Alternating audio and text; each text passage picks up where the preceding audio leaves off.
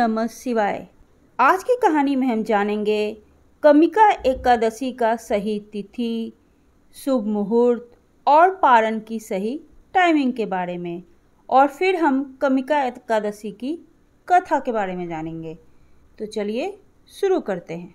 हिंदू धर्म में हर माह के शुक्ल पक्ष और कृष्ण पक्ष की एकादशी तिथि को भगवान विष्णु जी की पूजा और आराधना का बड़ा महत्व है। धार्मिक मान्यता है ऐसा करने से साधक को पूर्ण फलों की प्राप्ति होती है। सावन माह के कृष्ण पक्ष की एकादशी को कमिका एकादशी कहा जाता है। यह सावन मास की पहली एकादशी होती है। कहा जाता है कि कमिका एकादशी का व्रत रखने से जातक की सभी मनोकामना पूरी होती है। तो आइए जानते हैं कमिका एकादशी की सही तिथि, शुभ मुहूर्त और पारण की टाइमिंग। हिंदू पंचांग के अनुसार सावन मास के कृष्ण पक्ष की एकादशी तिथि का आरंभ 30 जुलाई को शाम 4:44 पर होगा और अगले दिन यानी 31 जुलाई 2024 को दोपहर 3:55 तक इसका समापन होगा।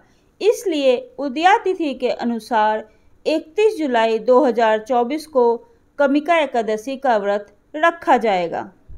इस दिन सुबह 5:32 से लेकर सुबह 7:32 तक पूजा का शुभ मुहूर्त बन रहा है।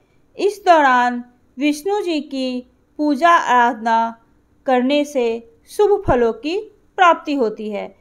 पंचांग के अनुसार इस बार सर्वार्थ सिद्धि योग में कमिका एकादशी मनाई जाएगी। 1 अगस्त को सुबह 5:43 से सुबह 8:24 तक व्रत का पारण कर सकते हैं। अब हम सुनते हैं कमिका एकादशी की व्रत कथा।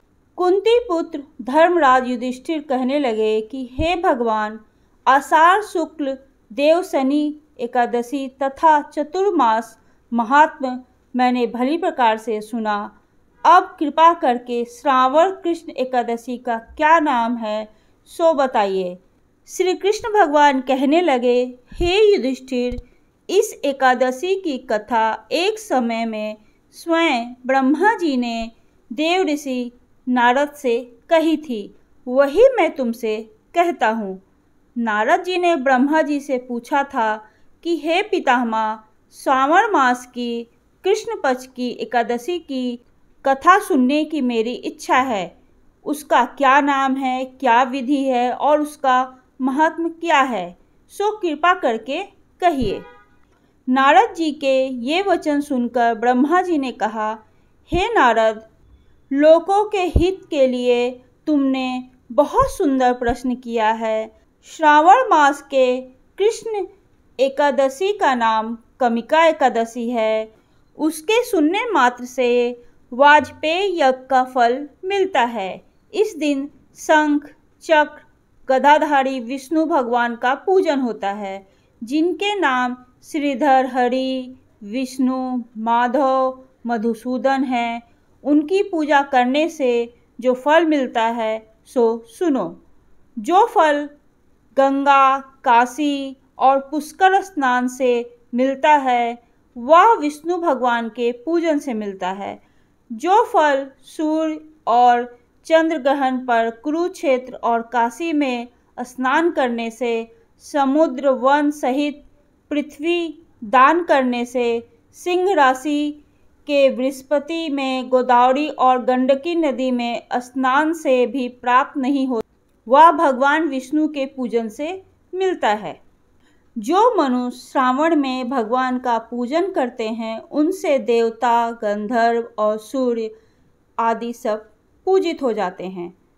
अतः पापों से डरने वाले मनुष्य को कमिका एकादशी का व्रत और विष्णु भगवान का पूजन अश्वमेव करना चाहिए। पाप रूपी कीचड़ में फंसे हुए संसार रूपी समुद्र में डूबे मनुष्यों के लिए एकादशी का व्रत और भगवान विष्णु का पूजन अत्यंत आवश्यक है।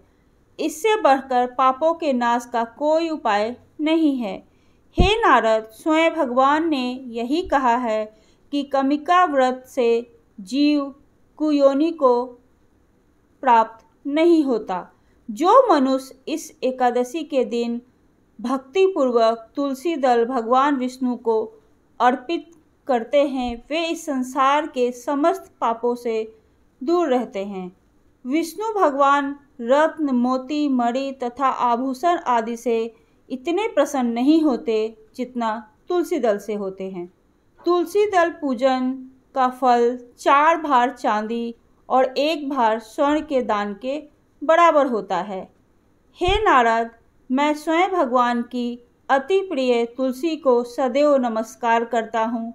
तुलसी के पौधे को सींचने से मनुष्य की सब यातनाएं नष्ट हो जाती हैं, दर्शन मात्र से सब पाप नष्ट हो जाते हैं और स्पर्श से मनुष्य पवित्र हो जाता है। कमिका एकादशी की रात्रि को दीपदान तथा जागरण के फल का महत्व चित्रगुप्त भी नहीं कह सकते।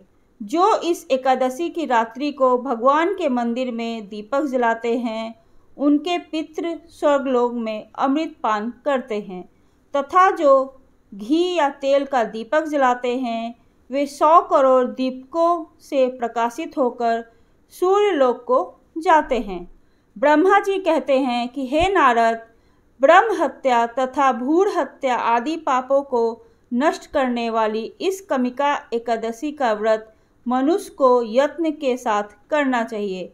कमिका एकादशी के व्रत का महात्म्य श्रद्धा से सुनने और पढ़ने वाला मनुष्य सभी पापों से मुक्त होकर विष्णु लोक को जाता है।